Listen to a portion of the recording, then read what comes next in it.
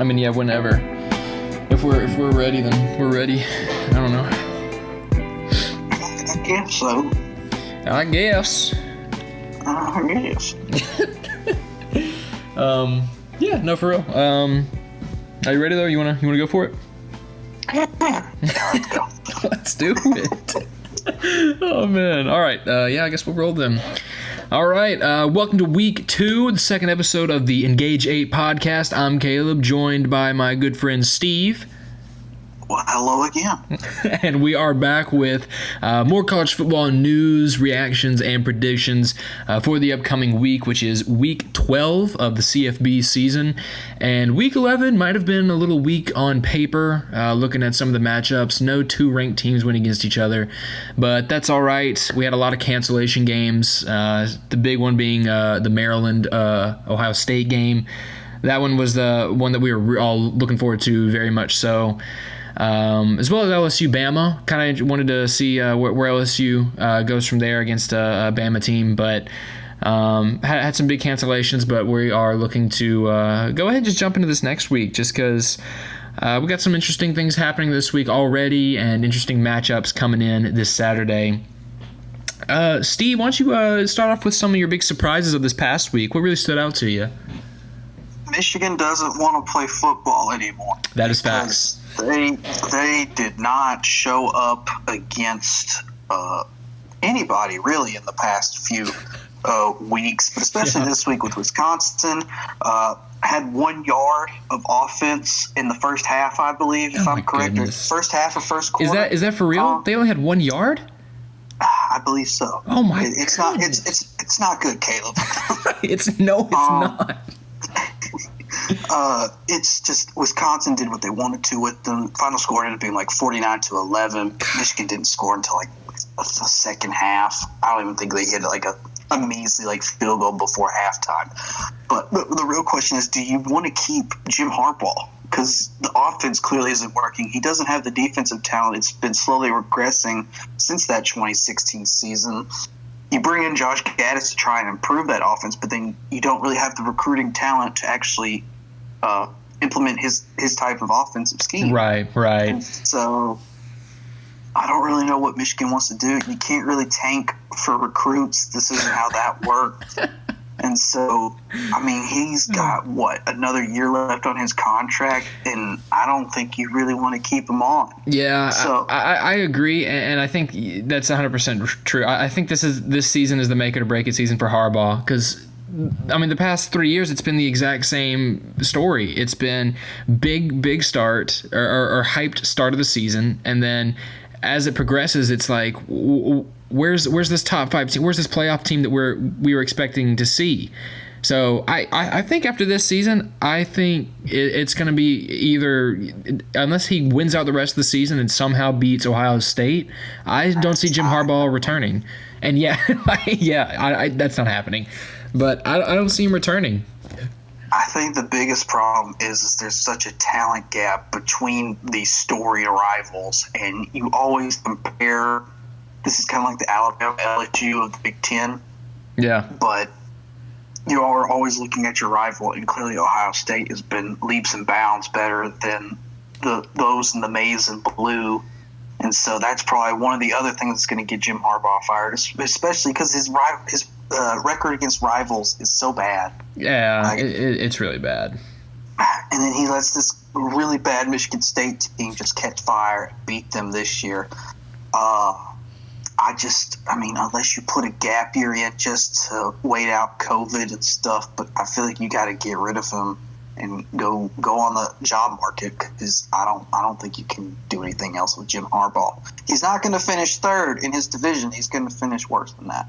Which is such a surprise, honestly. You would think even with the recruiting alone that Michigan has pulled off in the past few years, and the talent that they have just by themselves, you would expect them to almost have an automatic top 3 finish in the Big Ten. But Harbaugh has not been able to get it going for him. It's almost disappointing to see. Yeah.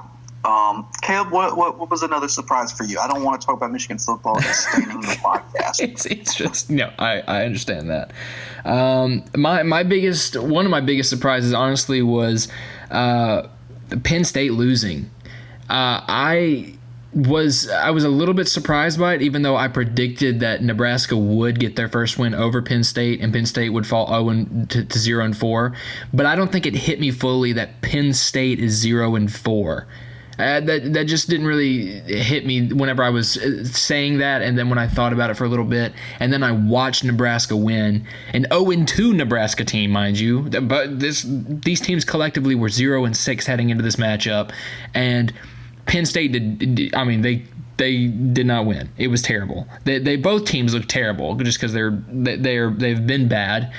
Well, Nebraska's been bad. Penn State has just not been up to the standard they've set for themselves. But seeing that Penn State just can't win a football game after going 11-2 and then another 10-win season, and then all of a sudden it's like this team can't win. And I don't know if it's James Franklin. I don't think it is James Franklin. I think it's possibly just the level of talent that Penn State has. I don't know if it's up to par with where they see themselves being or where the rest of college football sees themselves seeing. I think that they should have really managed their expectations this year, even though they came into the season ranked 8th. They're preseason ranked number 8, and they're 0-4 now. It's like there's got to be some answers somewhere, but I don't see any answers from either side of the ball or the coaching staff or the head coach himself. I just don't see Penn State really doing anything big anytime soon, and that's why they're 0-4.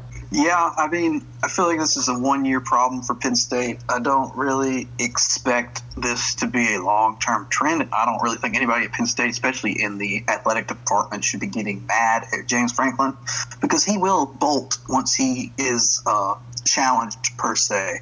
I feel like this is just a weird year with COVID and everything. They need to find a better quarterback in their situation there. Yeah. But I feel like Nebraska is a more systemic problem just because Nebraska's not really a hub for football as it was in the 90s. I feel like Scott Frost has to do something different. I feel like it's promising to put McCaffrey in that role as a quarterback, but there's still a lot of issues with that team. Hooray, they got to win, but it's going to be a hard time just getting to 500. Yeah, it's like, you got to win, but you're 1-2 right now, and you've had back-to-back losing seasons with who you guys thought was the savior of the program. So they still got a lot of progress to make. But anyways, what's next on your list, Woot? Miami keeps pulling W's out of games that are certain losses. Yes, it's unreal this season, man. I can't tell how many times I'm just like, well, they suck. They're not coming back after this. But like every 2-score game, they just keep chipping away at it and doing some weird stuff to get them in. Eric King is really keeping them in these games. But I feel like, I don't know. Miami just keeps squeaking them out. I mean, they're probably the weakest ACC contender of the top 3 of Notre Dame, Clemson, and them. They somehow have a 6-1 record, which is just unreal in conference play. But I think most of the problem of Virginia Tech is Justin Fuente. Yeah. I mean, you see last week they have the blocked kick, return it all the way for a touchdown. You think, oh, that's a great way to walk off a ball game. And then Fuente called a timeout right before it happened against Liberty. And then you see that Liberty – it's played a weird defensive, like, prevent, thinking Liberty's going to go long, but they were just getting more yards to get a more reasonable kick, and then you see that they hit a 51-yarder. And so Justin Fuente kind of does the same thing each week. I don't get his game plan. I'm kind of wondering if he's ready to get kicked out the door. So I don't think his seat is very cool right now. I would agree. Props to Miami for struggle winning. I mean, I don't expect them to do anything spectacular come any other real competition. I don't think they have to play Notre Dame this year, which is probably good. Yes. But I don't expect them. I don't expect them to be in the ACC title game. They may get into a nice bowl game, but I don't. I mean, Miami's weird. They're pulling out games they usually used to not pull out, but it's still such a meh team to me. Yeah, they're one of the most 50-50 teams out there right now. And 6-1, that's not a very 50-50 team, but I mean, like you said, looking at the games that they've won, it's just been toss-ups all season long. It could go either way, and the fact that they are pulling them out, it almost has the sense of like the 20, I believe it was the 2013 Auburn season, where it was like each game just something happened that caused Auburn to win, even though when it seemed like all hope was lost. And it feels somewhat similar with Miami, not in such a dramatic sense like that team, but it feels like each week they get a win and you're like, wow, weren't they down 14? Or you know what? It did not look like they were going to win that game. So seeing them at 6-1 is very surprising, but I think when it comes down to it, I don't see Miami, like you said, reaching the ACC championship, and I don't see them making the playoffs. I just don't think that they have as collective of a team on both sides of the ball that can really do that to a Clemson or to a Notre Dame just to win out their own conference. So I agree with you. Yeah, I think they're just such a toss-up team, and I think they'll build from it, though. I definitely think that they can turn into a team that can consistently win and possibly win their conference in the next 2 years, but I think they just still need to build what they're doing now. I don't think they can expect to do everything that they want to achieve this season alone. Right. I'm gonna keep it in the ACC, and I'm gonna go with I'm gonna say Wake Forest almost upsetting North Carolina was a big surprise for me. And not just because I didn't expect Wake Forest to have competition or to make it a competitive game, but because of what North Carolina, specifically Sam Howell, did the entire game. I was very, very surprised to see that Wake Forest was able to keep it within one score and even lead very late in the fourth and force UNC to make a comeback all the way this late. I mean, Sam Howell was killing it all game, man. All game long. He put up. Yeah. Let me read this off to you right here. He put up 550 yards, 32 of 45 on his passing, 12 yards an average, 6 touchdowns, and he had 1 pick. And sure, that pick is a pick's big, but throwing 71% completion for 550 yards and 6 touchdowns. That's just like your defense really has to kind of fall apart, in a sense, or just completely be non-existent for you to almost lose a game when one guy on offense has those kinds of stats. I don't think the odds makers were too worried about the defense, because I think the over-under was like 101 points. So we were expecting points this game. And I think the problem is Phil Longo's offense is such a fast-paced, score-quick, tempo type of offense. And Jay Bateman, who was fantastic at Army, I don't think his defensive scheme can really match Phil Longo's pace, because he's expecting your offense to take very long drives, almost like controlling the time of possession, and that's why his defense succeeded at Army. And so I think it's really hard for him to implement a scheme here when you're scoring less than 2 minutes.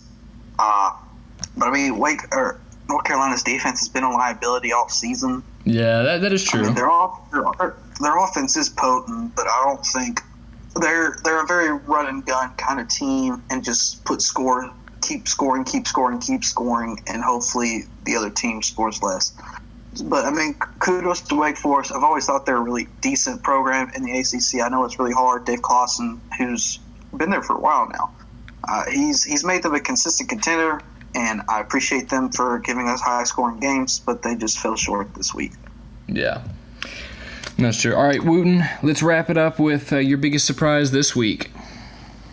USC keeps pulling out games late in the fourth. Yeah. I think USC each year does something that's surprising. But seeing them this year, especially with the pack starting so late, I honestly expected no team to even go 2-0, quite honestly. I expected everyone to lose within the first 2 weeks. But USC, kind of surprised. I think the problem is this keeps hurting them in a long-term sense, because that means you have to keep Clay Helton around.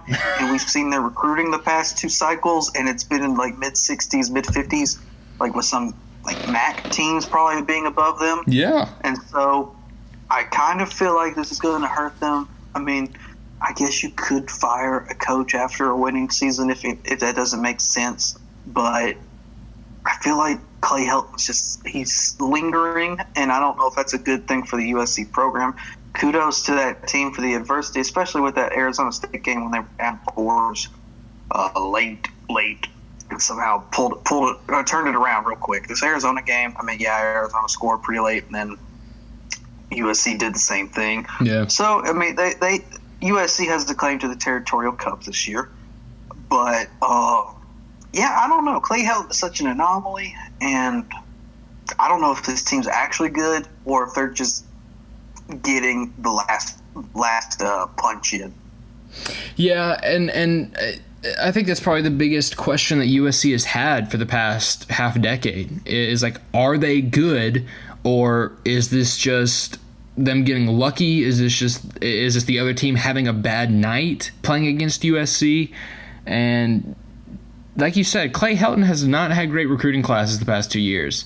I mean, it has been pretty lackluster at best, if we're being real, especially for USC. I mean, normally, no matter what, you can expect a top 30, top 20 even recruiting class just because it's USC.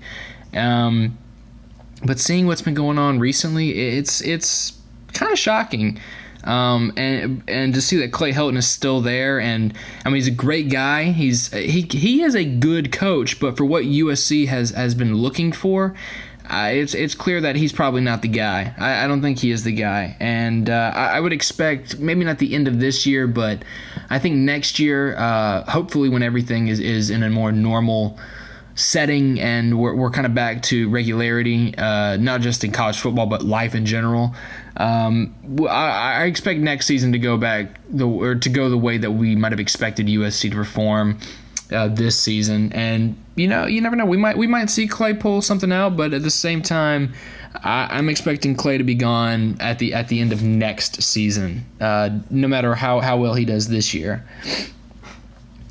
Yeah, I guess we'll find out. Yeah, I guess we'll just have to find out with that. All right, Woot, give me one of your MVPs of this past week. I mean, we mentioned him earlier, but Sam Howell just throwing long bombs all day. Yes. Hitting up that 550 yards, 7 total touchdowns, 1 on the ground, 6 in the air. You mentioned his completion percentage, just an all-around, just stat padding performance, and that's all I really need to say about him. Exactly. He was lights out. Yeah, it was pretty much a NCAA 14 matchup. I mean, it was kind of one of those games you just can't miss. Dude was on fire like the whole game. I gotta say, I gotta give an MVP to Wisconsin, just the team in general. I mean, yeah, Michigan has not been the team we expected them, like we talked about.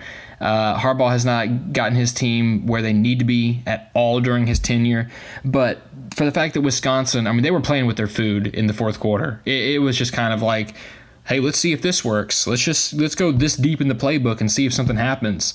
And Michigan's defense just looked tired. They looked worn out. Wisconsin ran all over them. And I got to say, if there's anyone that's going to challenge Ohio State, if it's not Indiana, it's going to be Wisconsin. I think Wisconsin is the probably one of the most strongest and dominant-looking teams right now, just in terms of their ferocity on defense and their just consistency and efficiency on offense. I mean, I love what Wisconsin's doing right now. You know what else I love? Do tell. I love when Lane Kiffin throws his clipboard 45 feet in the air. That's one half of my MVPs. The actual people on the field did quite well, with Matt Corral going 28 of 32, 573, 4 TDs, and then his main man, Elijah Moore, 13 receptions on 13 targets with 225 yards and a couple of TDs to his name. Only wide receiver in the nation with over 1,000 receiving yards. Don't look at the defense, but look at Ole Miss's offense. It's pretty fun. Yeah. So those are my MVPs of the week. Lane Kiffin probably needs to stretch some before he goes running down the sidelines, but other than that, I have no qualms. I mean, yeah, the clipboard video I watched probably about 40 times. I mean, perfect form thrown in the air. That thing went flying. That was insane how high up he threw that. And I love that it was because of the fact that before Matt Corral even had the ball out of his hands, he threw his arms up in the air. Like Lane just knew that it was going to be a touchdown. And, oh, man, that was awesome. Yeah, Ole Miss's offense looks so much fun. If they had even a top 50 defense, they would be probably a 2-loss team right now. Probably a 1-loss. I mean, I feel like we'd be talking about Matt Corral as, like, a dark horse Heisman candidate. For sure. Most definitely. I mean, yeah, if they were above 500, I would be talking to them as a dark horse Heisman candidate. But I mean, unfortunately, that's the only problem that Ole Miss really has, just the defense. And we knew Lane would have their offense clicking, I mean, almost perfectly. But if he gets that defense, I think it's game over for just about everybody else.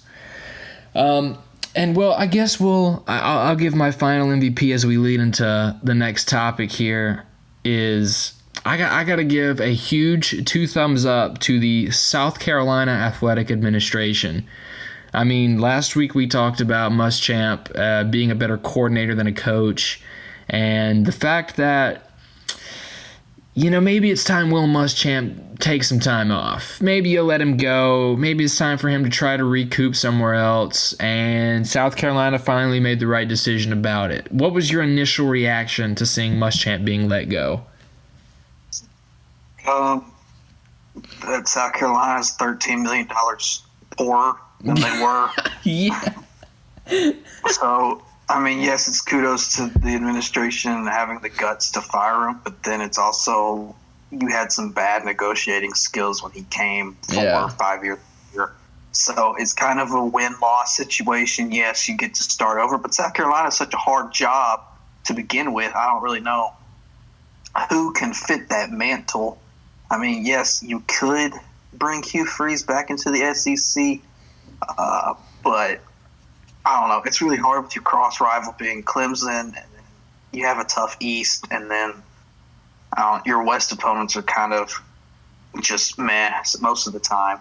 But I don't know. South Carolina has a hard job. Even with firing him, it's going to be a difficult process to find someone who can at least succeed, not succeed well, just succeed, getting you to bowl games, and then hopefully climbing up the ladder to where you're fighting for that 3rd place, and then maybe punching Georgia or Florida out once in a while. Yeah, I mean, it's definitely the right move to make at this point. You've seen Will just not be able to capitalize on any part of the game, really. I mean, of course, last year you had your big upset over Georgia, and that was massive, but at the same time, you got to do more than that. You can't just have your one game a year where you beat a ranked top 10, top 5 team and expect that to hold you over. So Hugh Freeze, I think they would have to do a lot of things, move some pieces around, and ruffle a few feathers to get him back in the SEC. I've been seeing somewhere that possibly a couple of offensive coordinators from the Big 12 might be considered. And I think maybe a more offensive-minded coach is definitely the way to go for South Carolina, because right now in college football, we're shifting from such a more power and strength-focused football that we saw in the early 2010s. And from like 2014, 2015 onward, things just became more offense-focused. And you don't really see teams that can win games just defensively anymore. Even though you need a strong defense to win, it's all about offense now. If your offense isn't putting up 35-plus a game, you're probably not going to be winning more than 6 games a season. Wisconsin may be the only sort of, team that can say that they're fine without having a big offense that scores 35 plus a game, and that just goes the length of their defense.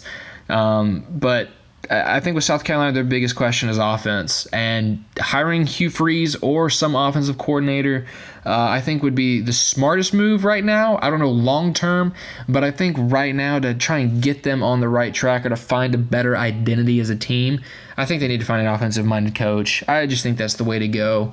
In terms of Will Muschamp, man, where do you think he's going to go next? I don't know who's going to extend the olive branch to him. I mean, technically, he is still the Texas coach in waiting. once Mac Brown retired, he was supposed to take that mantle. That's actually true. Him and Tom Herman can go fight each other to see who gets that job. But you talked about Wisconsin not caring about scoring, Caleb. They've scored 45 and 49 in the 2 games they played this year. Which is crazy because it's like, I mean, yeah, you need that offense, but isn't Muschamp supposed to be defense? I mean, yeah, giving up 700 to an Ole Miss team, that's pretty good, but it's also pretty bad. Man, that's probably it's a conundrum. If he's going anywhere, he may be a defensive coordinator. I don't expect him to have a head coaching job soon.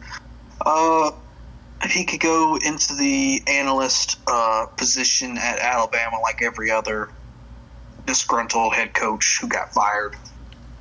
Yeah, and from what Twitter's saying, that seems like the most logical choice, but at the same time, I don't know how Saban would feel bringing in Muschamp, especially now that Muschamp's had a lot of head coaching experience. And I mean, Muschamp and Saban haven't shared a team since I think the Dolphins. I think when Saban went to Miami, and then unless it was then, if it wasn't that, then he was with him at LSU. But then he was at Texas.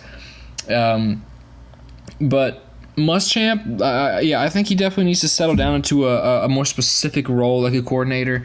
Where that is, no idea. He may try to go back to the Big 12, but in terms of where he goes from here, absolutely no idea. This is one of the, not a question I'm going to be searching for answers to, but when the answer does come along, it's definitely going to pique my interest, I will say. And with that, I guess we'll head into what we're looking forward to for Week 12 of college football. Steve, why don't you run through some of the things that you are looking forward to this week? All right. I've talked about my love for the MACtion on the podcast, but I've yet to recommend a MACtion game, which honestly I was just trying to get a feel for it since they started at the same time the Pac-12 did. But tomorrow night, Wednesday, you have a directional Michigan rivalry for the MAC West between Western Michigan and Central Michigan. I don't know how many people saw the fake spike touchdown that Western Michigan pulled off against Toledo last week. Oh, yeah. It was fun. It was stupid. I loved it. And so now they have to go up against a real test in Central Michigan with Jim McElwain, former Florida head coach, same as Will Muschamp. Maybe that's where Muschamp can go. He can go to the MAC. I think the way you described that trick play was the perfect way to describe the MAC. It was fun. It was stupid. It worked. I think that's the MACtion in one sentence. Yeah, so that is your first taster of this week. Caleb, give us another one. We're going to expand a little bit. Instead of staying in the group of 5, we're going to jump out way on the West Coast here. I'm kind of interested to see USC and Utah play. Utah was one game away from possibly making the playoffs last year when Oregon kind of gave a quote-unquote upset in the Pac-12 championship. But I'm excited to see what Utah can do this season. USC, like we were talking about earlier, has been pulling out some wins. And I'm just kind of curious to see who can kind of lead the Pac-12 this year. Oregon obviously has looked good. Washington looked all right the other day, and UCLA put out a big win on Sunday. But I want to see if there's somebody who's a dominant Pac-12 team right now. And USC and Utah, that'll be a very interesting matchup for me. I mean, I just hope Utah gets to play a game because they've been so riddled with COVID. Yeah. But, I mean, it's a good test for USC just because Utah's always been a very physical, mean group of guys, and they're just going to run all over you most of the time. So it'll be interesting to see what Kyle Whittingham and they do out there, out west. We'll see if USC has to fight through adversity, if they take care of business, or if they get their butts whooped. We will see. Yeah, we will see. I'm coming back to the group of 5 because I have Fun Belt intentions in mind. App State and Coastal. Yes. 2 undefeated teams in the Sun Belt East. That is the matchup that I think is gonna. That's a huge game, dude. I'm so psyched for that one. I don't know what it is about that game, but I'm gonna be going nuts about that game. I hope that App State can actually put up a fight. I feel like I don't remember I know their quarterback got hurt in the Georgia State game. They did not look well. They pulled it out like 17-13. I hope it's not too serious of an injury. I want to see the best of the best play each other. And App State's been a consistent powerhouse in the Sun Belt ever since they've jumped the fence to FBS. And Coastal Carolina's kind of like our darlings this year. And I just really want to see Coastal either lay waste or win a very competitive game. One of the two. Yeah, and I think Coastal. I mean, like App State has. That's the thing about App State. You never know what App State's going to do. But against a team like Coastal Carolina, who, I mean, they're ranked and they look solid. Like, they don't look like they're just barely winning games or scraping by. Like, they look pretty good. But I mean, App State's App State, and I think they're going to do what they do. And I don't know. That's going to be it's probably going to be one of the out of all the noon games. I think that's probably going to be the one that I watch. If Maryland's fine and they get everybody, if everybody's healthy and Michigan State and Maryland do kick off this weekend, I may tune into that one for a little bit. And then same with another game that we're going to talk about late in just a minute. But that App State Coastal Carolina game, man, I'm hyped about that one. I'm going to go to the SEC for just a sec. A game that I'm kind of looking forward to that, I mean, I hope gets played, but one of these teams has been struggling with COVID as well, is LSU Arkansas. LSU didn't play last week due to COVID. They had Bama on their schedule. And Arkansas last week took a heavy loss to Florida, which I was expecting Arkansas to do a miracle upset. But my goodness, Florida put the hurt on them, 63-35. But I want to see how LSU responds to having a week off and having to recover and recuperate. And I want to see how Arkansas responds. Arkansas has been looking fantastic one week, and then they lose one week, and then they look like they should be ranked the next week, and then they lose the next week. So I want to see if Arkansas can kind of hit a stride with this game. But at the same time, I want to see if LSU can hit a stride with this game. I think this game can go either way, but at the same time, I think that's a good game to be looking forward to for some of the Middle West opponents right now. I really hope Bo Pelini gets fired after this game. I just need Arkansas to fit. I will praise Arkansas for getting rid of Bo Pelini's second stint at LSU. Please do this, Arkansas. Which is blowing my mind because Pelini, I don't know. I did not expect his defense to look this bad this year. I'm watching 0 minutes of the battle for the Golden Boot. Let's go watch some respectable football.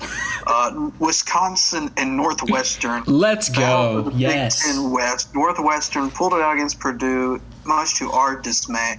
But they're a legit team. I don't know. 4-0. How 4-0. I can go 4-0 if I play crap competition too. But yeah. Okay. Yeah. I think the Iowa game was a fluke because Iowa's just been kicking other people's butts. So Northwestern's defense has always been legitimate. I don't expect we talk about bend don't break. I feel like Wisconsin's going to break the defense.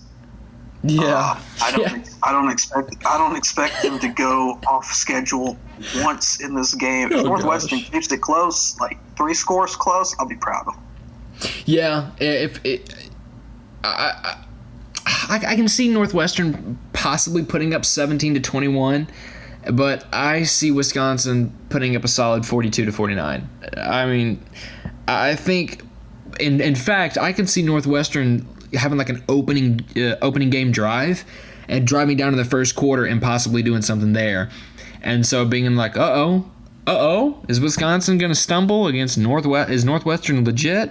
And then I think Wisconsin's just going to go all out and completely dominate the rest of the game. I think it'll be exciting, though, to see this, I think, from the beginning.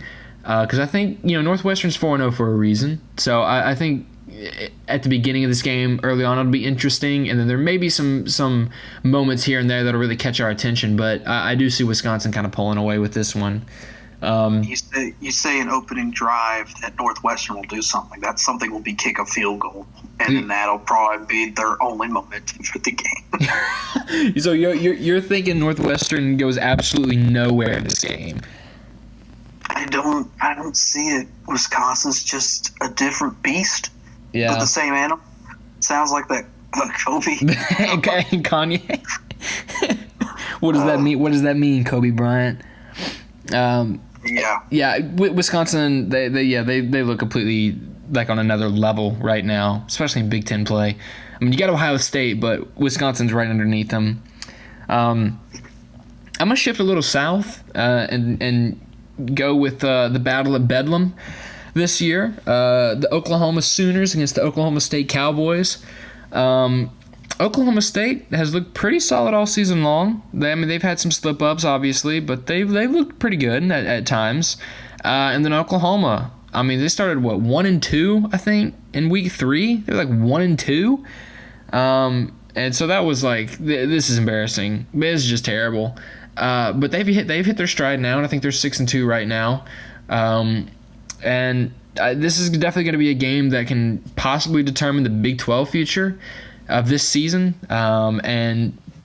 Who knows? This could determine a lot more for the rest of the top 25. If Oklahoma State wins and then wins out, you never know where they're going to land, because they've beaten Iowa State, and Iowa State's only got one loss right now.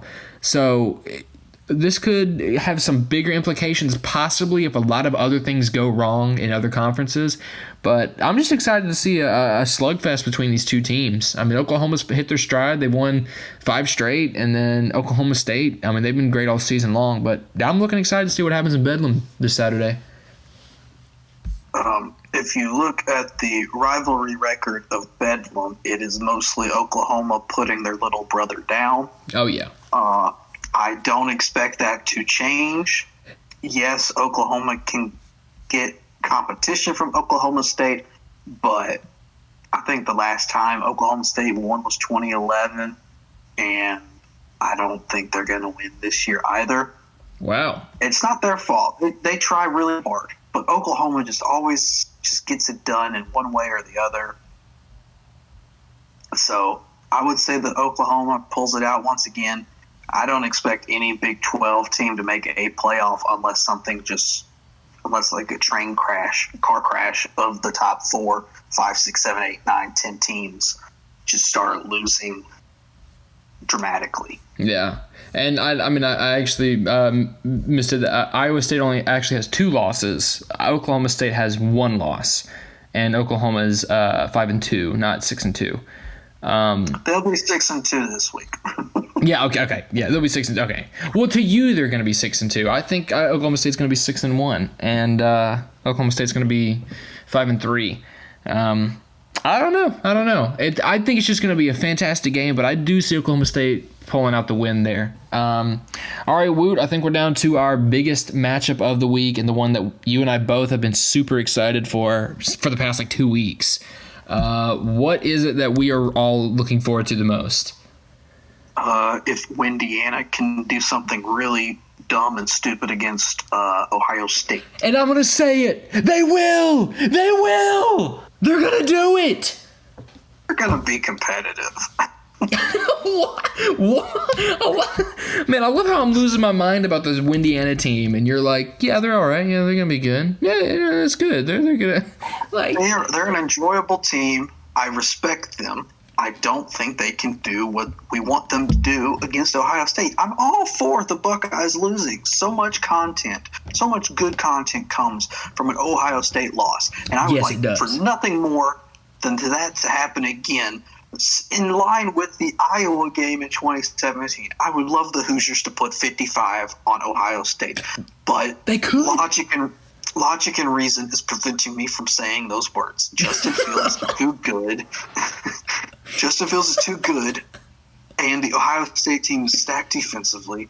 This is their first real test, honestly, and yes, they kind of struggled with Rutgers, not necessarily with Rutgers is actually leading the ball game, but just some weird occurrences where Rutgers was scoring, and you're not expecting that to happen against Ohio State. But I don't see Indiana winning. I hope they keep it close. If they can keep it to a 2-1 score game, that's improvement for Indiana, and I feel like that's a recruiting pitch that Tom Allen can use in the future dates and hopefully Get some Michigan recruits that don't want to be there anymore. Yeah, probably get quite a few transfers as well, I would say. No, but this Indiana team, man, I am beyond psyched to see what this team does this Saturday. I don't want to make a prediction right now, but I'm going to, and I think Indiana's going to pull the upset. And it's not just because I love Indiana, what they're doing right now, and I want to see Ohio State lose, but I just have a weird feeling that they're going to come into Columbus, I don't know, and they're going to come into the stadium, and they're just going to come out firing. And Ohio State's going to answer, and it's going to be a close match. But in the end, I can see Indiana pulling out a last-second field goal or a drive where they score with 20 seconds left on the clock, and Ohio State can't answer. I mean, their defense looked good enough to put Michigan State to 0 points, but then again, Iowa held Michigan State to only 7. So Michigan State is just getting absolutely wrecked these past 2 weeks. But Ohio State, that's going to be a near impossible task for Indiana, but I believe they can do it. I think that they're going to be able to do it, and that they will succeed tremendously in doing so. But yeah, I don't know. Maybe I'm crazy. Am I crazy saying that? You are biased in saying that. But What? I mean, look, Indiana's it's a feel-good story. Makes you warm. But cold Columbus, Ohio will be diminishing hopes and dreams this coming Saturday. I hope I'm wrong. You can call me out if I'm wrong, but I don't see it happening. Well, next week we will definitely see, because I think this Saturday is going to be. It's going to have a few surprises and some interesting turns. But I think it has quite a few games that's going to be very interesting to watch. There's nothing that's as big as a Clemson Notre Dame that we had 2 weeks ago or anything, but. No, there's going to be some great games this week, and I'm looking forward to it. And I think with that, we're gonna wrap this up and head out and just get ready for this Saturday. Got a lot to look forward to and a lot to take care of and watch and hopefully witness some upsets. But yeah, from the boys here at Engage 8, it's been good chatting with you, and we will see you next week. I'm sorry, Indiana. Oh, man.